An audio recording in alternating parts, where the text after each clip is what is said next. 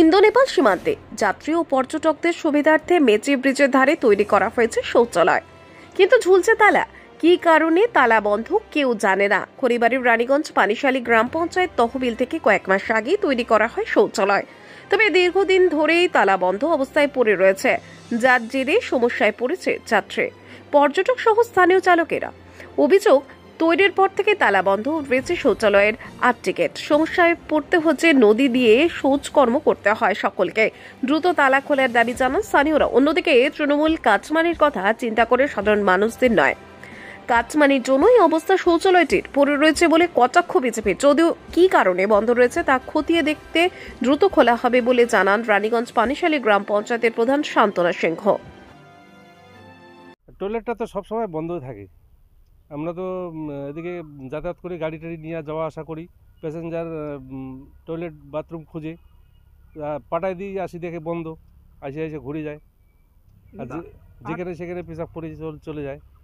8টা toilet আছে তো? সবটাই বন্ধ, তো পুরাটাই বন্ধ আছে। চাবি কার কাছে? ওটা জানি না এখন কার কাছে আছে। কি চান আপনারা? আমরা তো খুলতে চাই, খোলা থাকলে জনগণের ভালো সুবিধা, সবারই সুবিধা হবে।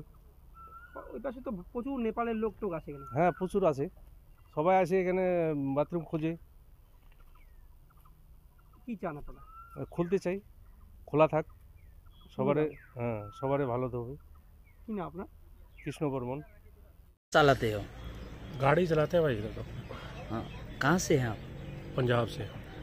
आप लोग जो ये बॉर्डर में तो हर समय आते हैं, यहाँ कितना बाथरूम का असुविधा होता है आप लोग को?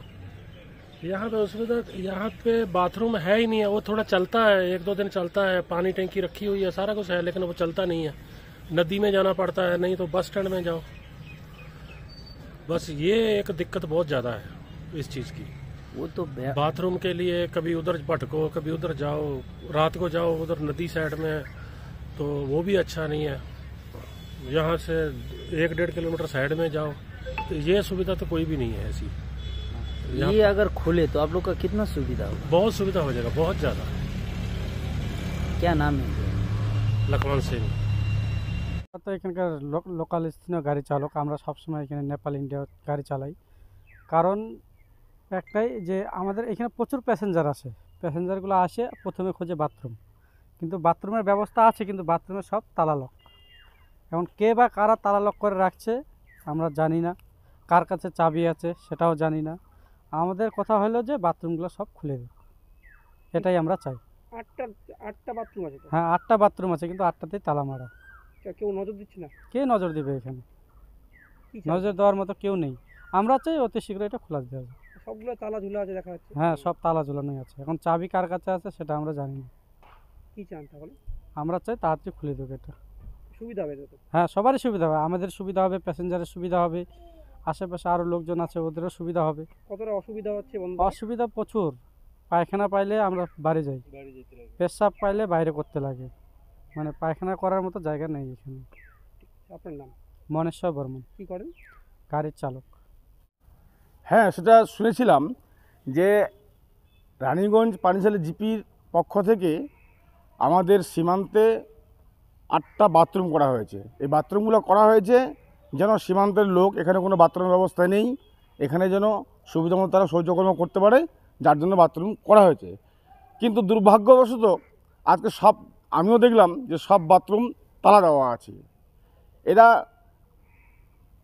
মানে অকাজের কাজ করে কোনো সময় রাখে, এবং কাজটা করলেও এটা অকাজে করে ফেলে দেয়। এটাই হচ্ছে বর্তমান রোলিং সরকারের, টিএমসি সরকারের একটা লোক দেখানো ঢপের চপের একটা প্রকল্প করে সেটাকে আবার তালাবন্ধ করে রেখে দেয়। কি সরকারি টাকা অপচয় হচ্ছে? 100 বার সরকারি টাকা কোন খাতে ওরা পারে তো কোথায়, মানে কাজগুলো এমনভাবে করছে এরা যে আমাদের কাটমানিটা হোক, বাকি বা যার জন্য আমরা প্রকল্পটা নিয়ে আসি সেই প্রকল্পটা থাকুক না থাকুক তার দেখার নাই তাদের কাছে। কাটমানি হয়েছে?